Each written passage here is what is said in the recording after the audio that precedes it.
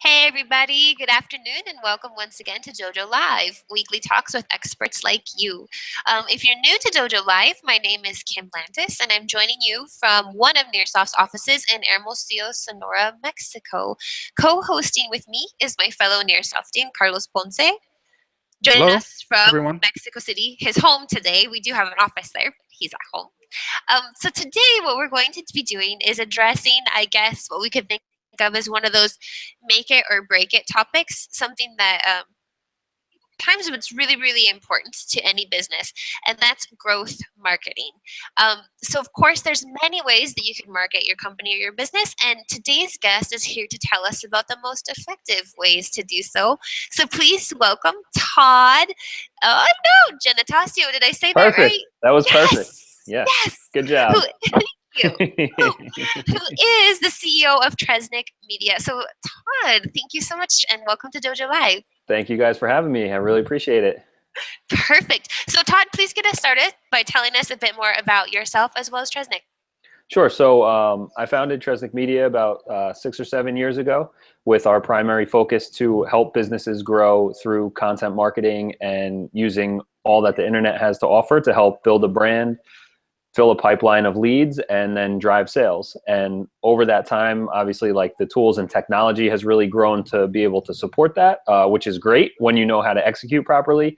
But it's also very easy to get like shiny object syndrome and jump around to a lot of different things and not really have a proper system in place that can just reach your objectives instead of just trying out different tools and technology. So a big part of what we do is making sure that we're hyper focused on achieving goals and creating strategies around objectives, and then finding the right tactics and tools to accomplish those, as opposed to random acts of marketing where you're just trying out different things, throwing things out all the time, inconsistently, up and down, left and right, and not really enough to really have an impact and move the needle. And everything you do seems to be kind of failing, where we kind of flip that around and we make sure that there's a plan and a system in place so that, you know, we have an idea of who is our target audience, where do they exist, where are they getting information from, and let's go to those places so that we can become known within our target market, and let's join those conversations that people are having. And that happens through social media content, blogging content, having brand ambassadors jump into forums and online communities, and then driving those people back to a website, typically with blog posts and landing pages, so that we can offer more educational value up front, using blog posts and ebooks and webinars and different types of digital utilities like checklists or templates, things that really add value to customers before they become a paying customer, so that they know what the relationship is going to be like when you do business together. And then leveraging the technology that's available today for automation and being able to communicate one-on-one but at scale to your entire market, things like retargeting with Facebook ads or Google retargeting and email automation sequences, so that, you know, we can really build relationships and add value for prospects and leads that make them want to do business with your brand. And then, you know, really setting up and warming up that relationship, so when the time comes for your customer to need what you have, you already have a solid relationship. They trust you, they believe in you, they like you, and really it makes selling a seamless activity. It's just a matter of the time being right for the customer. Cool. So I would like to go back to, I think, really important thing you said, which is probably key to everything else that you said, and that is, who is our target market? Yeah. So I think that's the first, I would imagine that's probably the first question that any business or anything you do, you have to ask. So how do you discover this? Like, what would be a recommended process, or what types of questions do you ask yourself to get at that answer? Yeah, so, you know, the biggest struggle that clients have is when they tell us that everybody's our customer, right? Like, and they just want to target everybody. And the problem with that is when you try to create a message to reach every different type of person in the world, it's not going to resonate with anyone, and it's not going to click for anybody, and you're not going to bring in anyone into your ecosystem. So what we really do is say, like, okay, what problems are our products or services going to solve? And what types of people have those problems? And who are we able to impact the most and the most successfully with what we're able to bring to the marketplace? And that's really kind of where you start, you know, in any business objective, whether it's marketing or product development. But, you know, really knowing who that's being built for, who your solutions are being built for.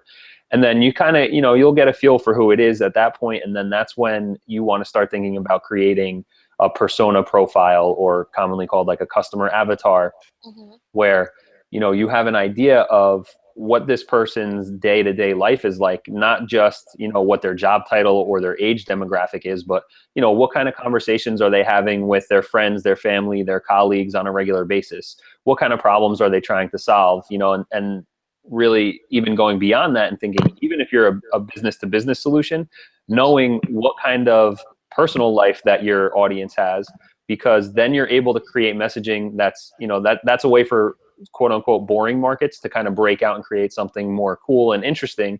Because if you're business to business product and you're thinking, okay, well, if we just create content and messages around like engineering processes, that's not really super exciting, or maybe they think it's boring or whatever. But if you think about like, well, here's their favorite movies and TV shows and books and games and all that kind of thing, and you start making those connections between, okay, here's the product that we offer and the problems that we solve, and being able to then reference, you know, if they're sports fans, you know, that you can reference, you know, the World Cup or the Super Bowl or the NBA Finals. You know, different teams and superstars you can bring into the mix that make it more fun. And then, you know, really being able to tie back to the problems that you're solving, and then working backwards once you know who they are, knowing ultimately when they start using your service or your product, what their life is like in their dream scenario, and then taking those steps backwards from where they are today.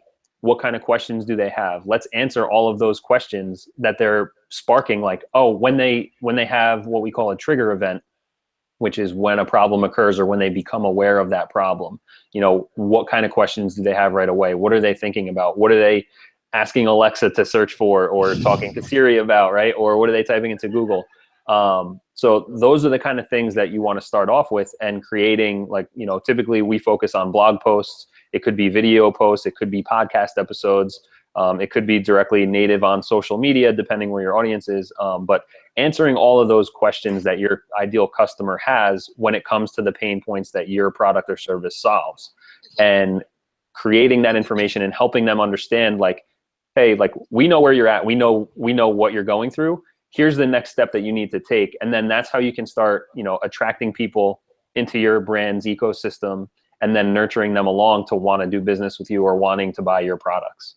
Right. And then I guess that also helps you answering those questions and defining those things.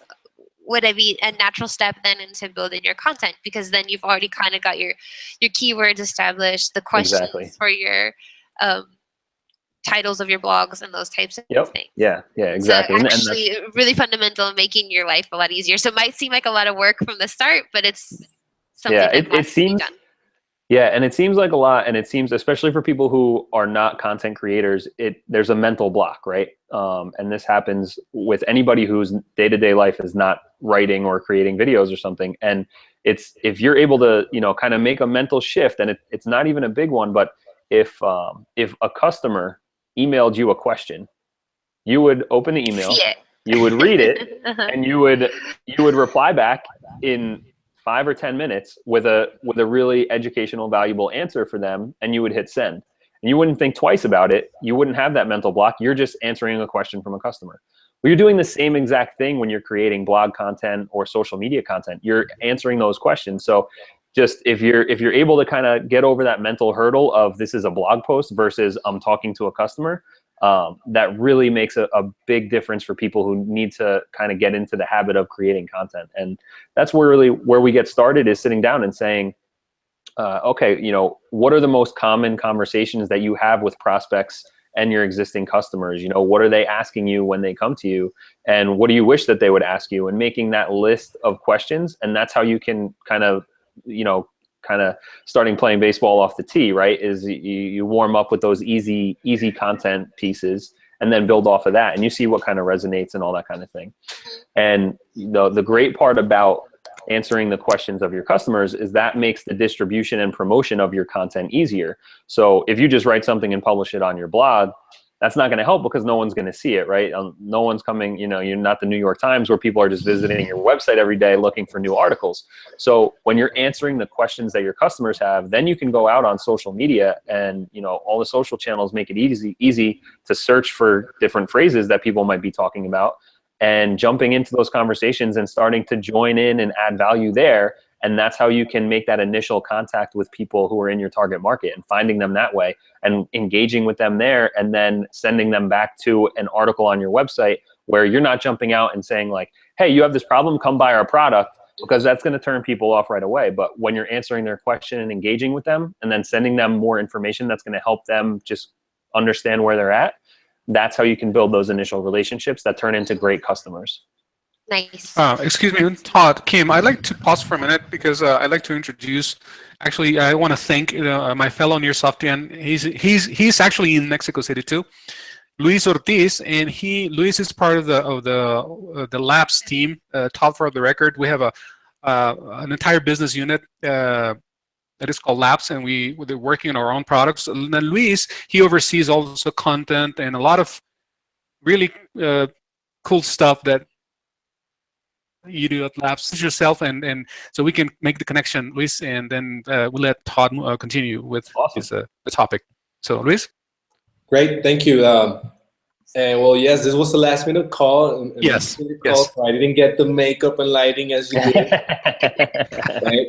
But neither did I. Neither did I. But I'm just here. Yeah, it's an interesting topic. I'm actually leading the growth efforts and mostly content also for Labs, which what we're trying to do is come up with new products, but for a very niche market, right? We are basically making products that we ourselves would use. So it's products for developers that are in remote teams. Okay. Right? And mostly agile teams. So it's very niche. And I was kind of in the 2 minutes before this call that I had, I was like listening to what you were talking about. And it's very interesting. It's some of the things and methods that we use. But then I'm also like trying to go to Reddit and find other forums like Quora and stuff, and answer some questions. But then I find that that's not scalable, right? Right now I can do it. Right. I can do it. I have no problem, and I try to do it. But then, how would you manage that when it gets to a point that it's obviously not scalable? Right. Yeah. So I mean, in those places like a Reddit and Quora specifically, when you get into forums, you're right. It's manual work. It's someone out there building relationships. I mean, there's not really a way to scale it other than, you know, putting in the legwork. And especially even with Reddit, you have to be very careful. They're a very sensitive bunch over there. So you really have to just be native to Reddit and comment in there, not sending them somewhere else. They're very skeptical of any kind of links and all that kind of stuff. So if you've been there, you know that. But that's a great place to get insights into who your customers are. We really find it to be a great listening channel as well. And we most of the time don't even kind of dabble in talking there because we don't want to, we don't want to, get a bad rap for any kind of thing that might seem like it's over the line. So, we just kind of keep our eye on what's going on there and listen, and then create content based on those conversations that we're seeing. So going back to talking about our target market and what are people like, what are their dream scenarios? How can we make this more fun? Reddit would be a really good tool for you, not so much to engage directly, but to learn about. Right. Yeah, for sure. Target. Yeah, Okay. and people seem to really like pull the curtain back on Reddit. We found in a lot of different industries where people will just straight up like break down their whole business operation and how they're doing things and how they're growing, and then there's 100 comments underneath about how other people are solving those same problems and giving each other advice and all that kind of stuff. So I mean, it really can be a gold mine if it's a place where your target audience is hanging out, and I would imagine that yours is. I mean, agile, remote developers are definitely part of, the Reddit persona for sure. And then, it's not a place, I don't want to, scare you away too much. Honestly, to be transparent, I'm not a huge Reddit person. Like I go and I check it out for when we need to do research, but I'm not a Redditor. but if you're able to jump in and join those conversations and engage people there, you know, if you're able to do it in the right way, then I don't want to discourage you from doing it. It is still a good place to go in and talk to people and get feedback. It's just not a place to go and talk about your products or try and get people to click off to go somewhere else. Good tip. Thank you. So one of the things I was looking at Trasnek's website, and I noticed that you are certified in all 9 disciplines. Now, Sure. 9 disciplines sounds like a lot to me. So what are those disciplines exactly? And perhaps which one of those would you consider most important for those who are just getting started with their content creation? Like, what's a good place Sure. for a newcomer to start? Not necessarily to become certified, but a focus area. Right, to understand. So what you're referring to is the digitalmarketer.com certification courses, and everybody that's on our team goes through all of those, as well as HubSpot certification. So we're digital marketer and HubSpot certified Right. across the board. And you know, the 9 disciplines that they have are e-commerce is really the most holistic of them all, but then they're all different niches. So there's paid marketing, SEO, content marketing, social media, conversion rate optimization, analytics. I don't know if that was 6 or 7, but there, you know, a bunch of different areas. But the most important one is the conversion funnel optimization. I hope I'm saying that right. I forget exactly what the title is, but it's really understanding the system, and that's the system that we implement for our clients. Is that you know, taking away that random acts of marketing mentality and understanding that, you know, step 1 is getting out into the ecosystem so people know that you exist and they start to recognize your brand. They know who you are and they start engaging with you. And then step 2 being that you generate leads, collecting email addresses, getting permission from people so that you can market to them one-on-one, and then you know, using email and retargeting to kind of build that relationship even more and getting them to buy from you.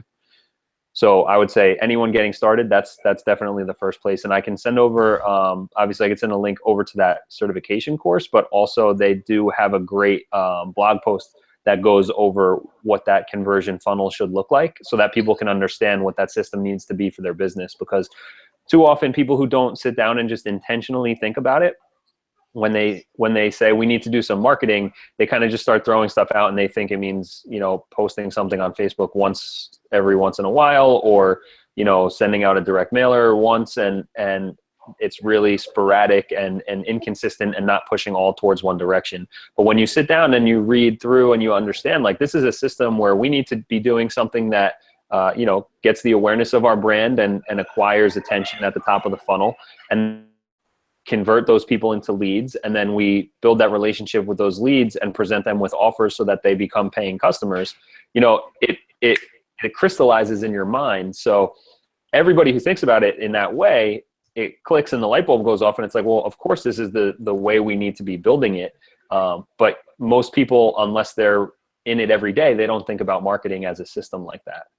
Mm-hmm. The intentionality. This is right. There actually is a system, and that was something to have. Like, obviously, this is something that's changing. You mentioned that Trasnek, I think, is 6 to 7 years old.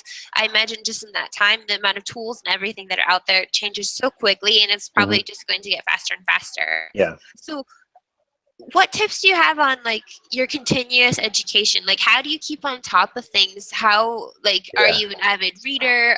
What do you do?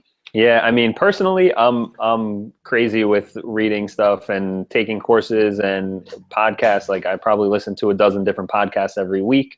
I'm watching YouTube videos on different topics when I need to learn something. I'm subscribed to, you know, dozens of newsletters and RSS feeds, and reading, you know, a few books a month, just trying to keep up with what's new, but also, you know, going back and, like, I just read a book that's from, I think, like the 40s or 50s, Breakthrough Advertising, which is, you know, it's been out of print for a while, and legendary guy Brian Kirch was able to obtain the rights and do a limited print edition to just come out. So I was able to get a copy of it. But, you know, building relationships and, you know, turning strangers into customers, that's a foundational strategy, and there's fundamental pieces of it that have not changed for hundreds of years. And what people often get wrong now is they think they know how to use Facebook or Twitter or Instagram or sending emails because they use it personally. But that doesn't mean they understand those fundamentals in building relationships. Definitely a go-to book I would recommend for people that kind of covers this is How to Win Friends and Influence People by Dale Carnegie. And that's a really old book, but those principles still hold true today. So it's always about starting with those principles of doing the right thing, adding value to the world and to your marketplace, and then looking at today's opportunities and where you can follow that same plan, as opposed to, hey, there's some new tools out, let's just use them. But really looking and seeing, how does this tie together with what we're trying to accomplish? So that's my big thing for people, is not unless it's your job to be up to date on all the new tools and tactics that come out, don't let yourself get distracted by it, and really understand those fundamental principles. Figure out what's the best way to reach your audience at each one of those stages, and test it until it works. And once you get it working, keep working it until you see a dip, right? There's no reason to, I mean, unless you're really focused on innovating, and like I said, it's your job to be pushing the boundaries on that stuff. Going off into different directions is only gonna slow you down from the results that you're trying to get. I love that. I'd like to step Sorry, go ahead. in for Luis. No, I was just going to say something real quick. This is a quick reminder for those who are watching. You can send if you have any questions for Todd, feel free to send them on Twitter. It's right here at DojoLIVE. Just send it over, and we'll read him back to Todd, and he'll respond here live. And while I'm here, I'd like to mention that I have a question of my own. Digital marketing is mostly, from my standpoint, is if not completely, it's all about engagement, right? So right. You need to engage your users and whoever's out there. But my question is, have you, when I hear the word digital, you know, a lot of people think in terms of technology companies or software companies or software product companies, because it's a natural thing. It's, you know, digital software, so it's all a natural thing. However, in the case of more conventional companies, you know, companies might be in the retail business or something that are adopting digital marketing strategies. Have you found that there is something specific, where it's an area that you might have found maybe some kind of resistance or not, I was going to say conflict, but it's really not, that's not the word. Right. I would say resistance to using certain digital marketing strategies because it's a non-digital type of company, like a software company, for example. Yeah, I mean, when we talk to potential clients, most of our work is inbound marketing, right? Where we're attracting people to us. So the conversations that I have with people that want to do business with us they're already bought into the idea of doing this stuff, at least in general. They might not know the specifics, but the people that we attract to us, you know, no one's going to watch this podcast, for instance, and then call me up and tell me, hey, we want to hire you, but digital is not going to work for us, right? So the people that we attract primarily, they understand that that's the direction they want to go in. But for the people, there are a lot of businesses that do still resist it, and it's sometimes it's the people who I'm sure 20 years ago resisted regular marketing. You know, they're just not spending any kind of money on getting their brand out there or driving sales because they think, you know, word of mouth is fine, and that they're doing just fine without spending any money. And a tip for business owners and entrepreneurs and salespeople is, you know, don't waste your time trying to sell the unsellable. You know, those you can kind of recognize when people just want to argue and butt heads about what it is that you do, whether it's marketing or something else. You know, obviously be kind and respectful, but you know, you don't need to keep chasing down those people. There's plenty of opportunity in this world for everybody to be successful without having to go through that kind of stress level. But for the people who are resistant to it, it's because they say either we don't need it, we're doing fine, or they say, well, you know, our business is different. And I can tell you that there are no different businesses out there. It's all about who your customers are. And so if you want to tell me that your customers are not online at all, then I'll tell you that online marketing is not a place that you should be putting any resources. But I find that hard to believe because, you know, in today's world, you know, everything you do should be focused around who your customers are. And in today's world, everybody's online, everybody's digital, and mostly everybody's online via their phone in their pocket, you know, and consuming content online. And when we even talk to people who say, well, we have word of mouth is how we get everyone, referrals is how we get everyone. And that might be true. And it could continue that way, but the way that word of mouth happens now is changing. And the internet and digital communication between people, not even between your company and your marketplace, but just between people is changing. So if you want to maintain and increase the word of mouth and referrals for your business. Break a little bit. Luis, do you hear the same thing? Yeah, sorry, that was my dog. I didn't hear anything. I didn't either. Yeah. But so businesses that rely on the word of mouth, the way that people are communicating with each other is through digital assets. So if your brand is writing blog posts and posting on social, that's going to lead to more word of mouth for your customers, because now when you post something on Instagram or on Facebook or on Twitter, now your customers can forward that over to one of their friends, or they can tag, you know, they can tag a friend in the comments. That's how people are spreading word of mouth these days. Even if it means that they, you know, take a link and they email it or even text the link over to people. You know, the way that I communicate with all my friends and family is through text messaging or social media, direct messaging, and all of that happens through forwarding social messages, sending links to each other, and then having a conversation around it. So even if your business is primarily growing through word of mouth, if you want to maintain that word of mouth in the future, in the very near future, that is going to be by fueling that digital word of mouth, giving them things to share with their friends through the different channels I just talked about. I think that's really key, especially when you look at like generational issues. Like you could, I mean, the newer generations, like you say, it's always like, hey, pass me the where is it located on whatever street, whatever. What do you do? Google Maps, you know, location. Boom, okay, or whatever it is. And maybe generationally, even with older individuals who might not have such a digital presence, their kids do, and their caretakers more than likely do. So even if it's like a hearing aid or whatever it might be, like chances are the people who are invested in your life and taking care of you are going to search for those things in the way that they know how, not necessarily the person who's going to be using your product or your service. For sure. So I guess it's still word of mouth. I guess it's just where we get the information, right? Exactly. It's a different form. How I mean, if at the end of the day, I tell you about a good restaurant, at some point, you're going to ask me for either the Facebook page or the Google Maps location or something, right? So I think you have to be there. You have to have a presence there. And we're lazy. We're so lazy. Like, that's true. Send it to me with WhatsApp. Like, we're efficient, not lazy. And if they don't do it for us, we tend to not do it for ourselves. And that's then true. whatever that word of mouth was, it's gone. But when you have your little Facebook Messenger icon bugging you there on your cell phone, you know, read it. Oh yeah, and you can go wherever.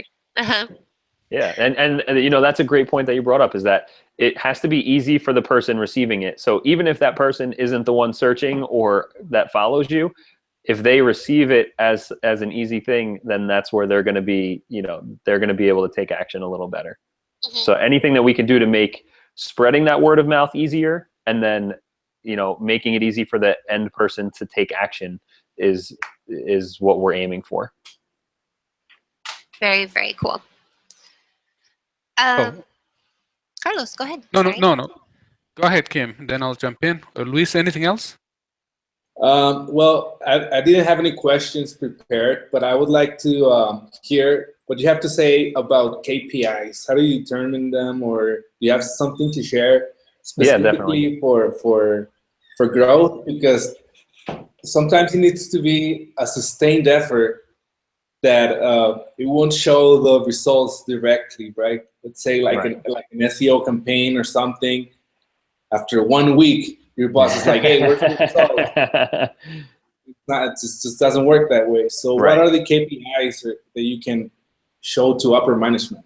Yeah. So, you know, we look at it at each stage of the funnel, at the top of the funnel, at the middle of the funnel, and at the bottom of the funnel, having different metrics. And then also understanding that there's two different types of metrics. You know, there's leading indicators and lagging indicators, and like what is the activity that you're doing, and measuring that. And then, you know, what's the impact that it's having, and measuring that as well. So like you said, SEO is a good example of that. It doesn't happen in a week.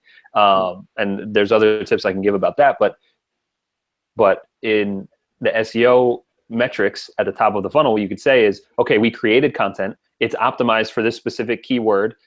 You know, if you go through, we ran it through Moz Page Grader, and we have an A+, so this page is optimized. So, you know, our activity is in the right direction.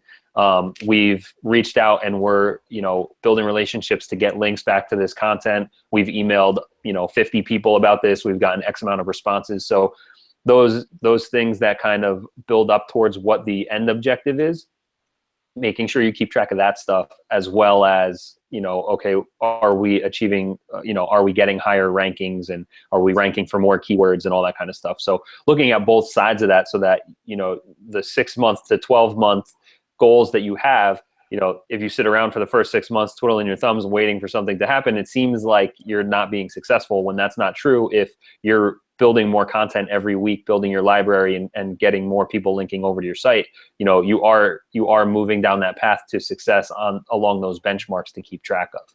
So that's what I would say for SEO specifically. And then in the meantime, you know, why content is so important is because if your ultimate objective is you know, to rank for more keywords, or to rank for a specific keyword, you're going to create that content, and then you're going to do a lot of things, and it's going to take a lot of time. But in the meantime, in order to get some impact out of that piece that you created, that's where the word of mouth comes in and the promotion comes in. So now, while in the background your rankings are increasing, that's when you go out and you do promotion and distribution into your target audience, and you start joining those conversations and using the article that you optimized as a piece to start engagement and start conversations with people. So, you know, we look at search rankings as a byproduct of creating great content that our audience is going to love, and then that will naturally rank. So when we put a piece together, that's kind of how we leverage it, and how we want to see our clients leveraging it is use that piece to create engagement, to nurture your existing leads, and to turn your existing customers into ambassadors, right? So if you have a new piece of content where you want it to be ranking in 12 months, but what you could do today is send it out to your email list and say, hey, we just published this. If you know someone who's currently struggling with this specific problem, we'd love for you to forward it to them. And that's a way for you to use a content piece with an ultimate objective that's 12 months away to have a little impact sooner than that. I'm sorry, I'd just like to jump in because we have questions from the audience, and I'd like to read them to you. Great, now. we love engaging with the audience, right? That's exactly what we're talking about. Perfect, excellent. So first question from viewer Madeline Sklar. I hope I pronounced it correctly. So she's watching. So question for Todd. Do webinars still work for getting new prospects?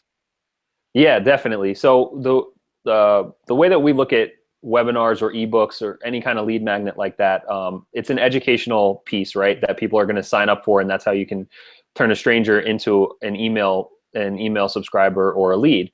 And what we've found is that webinars are good things that people are going to sign up for if the topic is right. If you get your headline and your overview accurate, and if there's a message market match there, then people will sign up for it. And if you're engaging enough in the beginning, people will stick around to watch it. But where the real value comes in is that you follow up with those people. So not just leaving it to a webinar alone where you drive, and I'll be honest, like we made this mistake earlier in the year where we're driving people to a webinar, they're signing up, they're watching most of it, but then don't lose the traction there. Build on that relationship. So make sure that after the webinar is done, you're following up with them via email and adding more value. And I wouldn't expect a stranger, depending on what your services are. I know I think Madeline actually does a lot of social media marketing herself. So, you know, if you're selling a retainer product or a retainer service or something like that, that's a big sell. It takes a longer relationship. So don't leave people hanging after the webinar, but follow up with them, put them into an automated email sequence, or even just send out a broadcast email once a week for a little while afterwards and create a relationship with those people, because they might have signed up for your webinar because they really wanted to learn about that topic at the time, but that doesn't necessarily mean they're ready to turn into a client right now or to buy what your product is. So any kind of lead generation campaign that you run, that the key is in the follow-up, and today's technology allows for a lot of great segmentation and behavioral triggers so that you're able to send the right message to the right person at the right time afterwards. So my advice is, if you're creating webinars to generate leads, make sure you have a follow-up system in place so that you can build a relationship and turn that webinar lead into a customer. What are Perfect. what are some other ways to do that follow up? You mentioned automated email sequences. Outside of the email realm, what could we do? So once people sign up and now they're on your email list, you kind of want to have an email sequence set up so that you're building that relationship there. You can also now sync, either upload directly, or if you have a tool like Espresso, will automatically sync from certain email tools into your custom audiences on Facebook, so that once they enter their email address, you can target them specifically on Facebook with Facebook paid promotion. And now you're sending emails and then supporting and complementing those emails with Facebook native posts or other content promoted through Facebook to drive them back to your website.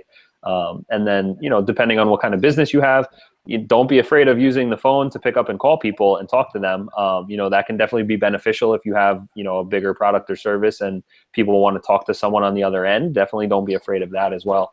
And in those email sequences, you can kind of, our idea first is, if they just signed up for something, let's see, are they really, do they have a really big pain right now that they need to buy our product or hire us for our service? And let's give them the opportunity to do so. And then if they don't turn into a customer right away, understand okay, we want to spend some time nurturing this relationship and educating them, and let's kind of spread them across different channels. So in those follow-up emails, you might say, every week we're going to send you an email that's a little more informative and this type of thing. But also follow us on Instagram to get a behind the scenes look at our office and our team working and all that kind of stuff. And that then using the different social channels to get them in different places, so they start seeing your brand more wherever they're going. And then that helps build that know, like, and trust factor with the people who are following you. We have another question from the audience. I'd like to read it. This question is from viewer Michael Shapiro. I hope I pronounced it correctly as well. Please bear with me. How are you, Mr. Shapiro? Shapiro. Okay, cool. So here's a question. Todd, how can you tell the difference between needing to keep doing more of what you're doing versus it's time to change? Sure. So, that goes back to the KPIs question too, right? So what are your objectives? If your objectives are to generate leads, is what you're currently doing generating leads for you? Or if your objective is to really get your name out there and create more awareness, are you doing that? And knowing, okay, here's why we're doing something. Here's what we're doing. The first question is, are we executing all the steps properly in what our thesis was on achieving the success? And if we're not executing properly, okay, what can we change and do differently to make sure we reach our objectives? And if we are doing everything according to what we thought was going to work and it's not working, then that's when you kind of sit back and say, okay, what's a different approach we can take to achieve this objective? So for instance, if you're sitting down and the objective is to generate leads, and you say, okay, we want to be creating a lot of blog content so that we can create awareness and engagement with our audience, and you're publishing a lot of content, but you're not generating a lot of leads, well then look and see, okay, how much traffic, and this actually ties back to the KPIs thing, is how much traffic is coming to our blog posts. Because if you're publishing a lot of blog posts and not getting a lot of leads, but no one's reading the blog posts, no one sees them, then you can't say, okay, these blog posts are no good, we need to create better ones, or blogging doesn't work. What you need to say is, okay, how do we get more people to see these blog posts and get our distribution strategy better so that there are people coming and reading what we have? And then we can understand, okay, we are getting a lot of readers here, but they're not turning into leads, so there's a disconnect. So making sure you understand what your objectives are and a clear path to achieving those, and are we executing everything properly?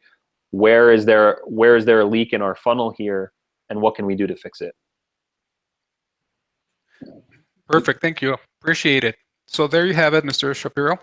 So, all right, guys, we're approaching the final minutes, the final segment, with the final 10 minutes of today's show.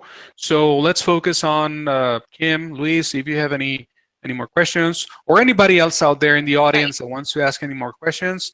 Now's the time. So, Luis, Kim, do you have anything else for Todd today before we ask him to enlighten us with his words of wisdom before to close the show? I do have one, but I'll take it away. Yes, thank you. I was wondering about, let's say, about a budget of a content strategy, right? So what part of the funnel do you put more money into? Like barely attracting them, or when you're closing, or so, you know, really, if you're measuring everything, the biggest thing starts with knowing what your target ROI is going to be, right? How much is our customer's lifetime value worth, and how much of that are we willing to spend in order to acquire them in the beginning? And then how do we turn a customer into someone who we create more value for, so that they spend more money with us, and increasing that lifetime customer value so that you can spend more money in the beginning.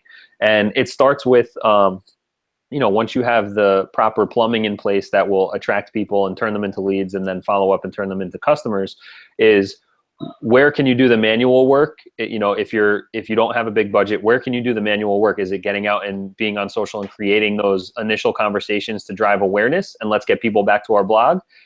That's the first step, you know, is making sure people know you exist. And once they know you exist, okay, are we converting leads? If we're doing a good job of driving traffic manually, then, and they're not turning into leads, then let's put some money into retargeting and get those people to come back and turn them into leads there, right? So it depends on, you know, building your system and seeing where you're leaking in the funnel, and that's where you can kind of plug those holes. Right. And knowing your budget as well, right? Sometimes you just want to spend away, or just pretend as if there's no budget, or they don't want to use any of the money for content. Right. Yeah. But when you look at it into, you know, when you look at content as a customer acquisition strategy, it ties directly into cash in the business. So really looking at the whole system of, you know, awareness, acquisition, nurturing, and driving sales. We want to spend X amount of dollars in this process in order to generate this much money for the business, and then working backwards from there. And, you know, there's two different ways to look at it too, is to say, okay, our budget is, this is how much money total we want to spend. But then the question becomes, okay, well, how many customers do we want to get for that much money? And then when that number goes down to how much do we want to spend to get one customer, your total budget changes. Because let's say if you're willing to spend, if you say, okay, we want to spend $100 and to get one client, then you know, okay, so if we spend $10,000, as long as we get enough clients to bring that money back, then there is no limit to what the budget should be, right? It's just making sure you prove that the ROI is there. We're spending this money and it's coming back into the business. And then, so the total budget isn't so important when you're first thinking of things, but how much do we want to spend per customer? And that's really, that's a big concept that businesses miss out on. And I think that's a big thing that people need to think about. Cool, thank you. Yeah. Kim, you had a question too? Kim? So when you get back to that lifetime customer value, I'm assuming that is what helps you answer the question of how much do we want to spend per customer. Can you elaborate on that a little bit, like determining that customer value? Yeah, so I mean, it's basically, you know, it's a pretty simple equation, is knowing how much money does a customer spend with you when they buy the first time, and how many times are they going to buy going forward. So if you have, let's say, to make it easy, let's say you have some kind of subscription business or monthly recurring revenue, and it costs $50 a month, and your typical customer stays with you for 6 months. Well, you know, 50 times 6 is, I'll leave that to you guys to figure out, 3,000, I think, maybe 300, whatever, 300. So we know it's $300 is our lifetime customer value. And, you know, okay, so how much overhead is there involved in that, and how much profit is there, and how much of the profit are we willing to give up in order to acquire that person?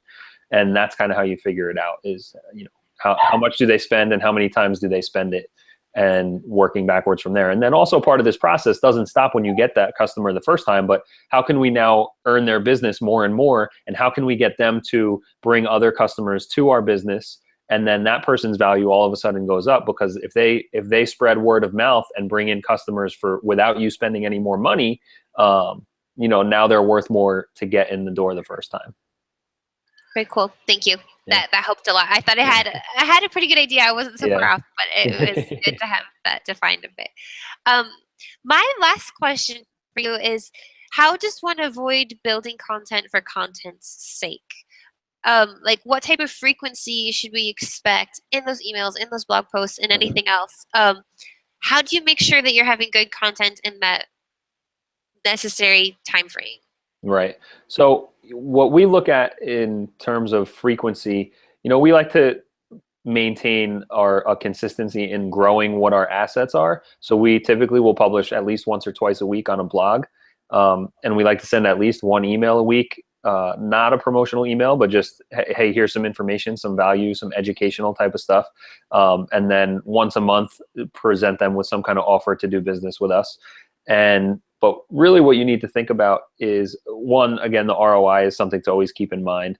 But a blog is not a business blog anyway. If you're not a media company like the Huffington Post or New York Times or whatever, where you're in the business of publishing regularly and people follow you because they're reading these news articles, but your business is creating this content as assets that will get found when people search, or giving that word of mouth some fuel so that people can share this stuff around your business. And it's educating your customers with evergreen information that's not really time sensitive. So the frequency, it doesn't matter that much as long as you're creating quality content on a regular basis, because you're building your library of content assets that people will use, that people will find you with.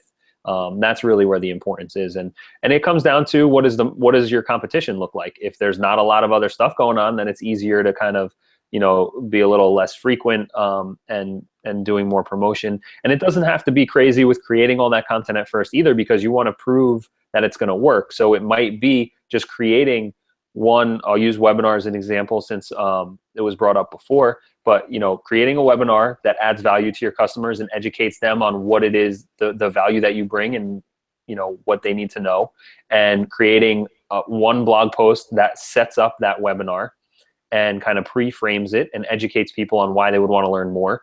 So, and then getting that into the marketplace and promoting it and sharing it with people and doing that manual work like Luis was talking about, and engaging with customers out on social and driving them back to that, and seeing if content, if that topic is worthwhile, and then building around it. So you can start small and then validate and grow from there. Some good tools also to see how popular certain content is. BuzzSumo.com is a place where you can go and put in either keywords around what your products or services are, or put in your competitors' websites, or if there are media companies like, we have, there's a website called mspmentor.net, I think it is, but it's just a media company, and they publish stuff for IT admins and IT support companies and people like that. And they don't sell services, they're just a media company. And you can take that website and put that into buzzsumo.com and search, and you can see what's the most popular content that they've published, and it'll tell you what's gotten the most shares on social media. So using something like BuzzSumo can validate your ideas before you even put in the effort to create something. Very cool. Thank you. Yeah. I think we're coming to the end Yes. of our hour. It went really fast. So, Todd, tell us if people want to know more about you, or know more about Tresnick, how could they reach out to you? Yeah, we are Tresnick Media across the board. So it's tresnickmedia.com, Tresnick Media on Twitter, Instagram, Facebook. The best place is probably... Yep, there we go, tresnickmedia.com. If you want to, tweet at us on Twitter or send us a Facebook message, we're around all social channels. So, we're here, open to chat. Always happy to talk to people about this kind of stuff and help get people on their way.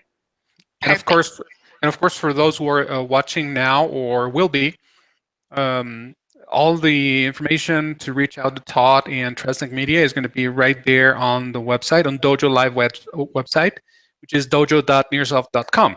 So it'll be there. So keep an eye for that, and And with that being said, I think I'm pretty much done. I don't have any other questions. So the only thing left for me to do is thank you, Todd, for having agreed to be here with us today. Thank you very much for having me.